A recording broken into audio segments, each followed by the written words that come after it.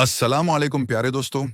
आज हम आपको एक छोटा सा वाकया सुनाने जा रहे हैं जो हमें सिखाता है कि एक छोटा नेक अमल भी किस तरह पूरी जिंदगी बदल सकता है। पुराने जमाने में एक गरीब आदमी था जो रोज भूखा सोता था। एक दिन उसके पास सिर्फ एक सिक्का था। उसने सोचा, इससे मैं रोटी खरीद सकता हूँ।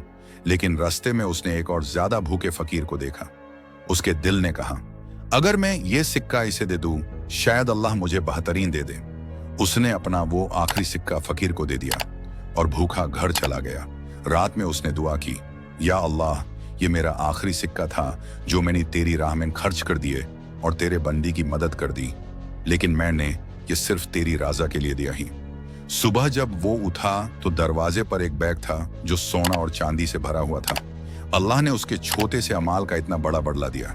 प्यारे दोस्तों, कभी भी नेक अमाल छोटा समझ कर मत छोड़िए, शायद वही एक अमाल आपकी किस्मत बदल दे।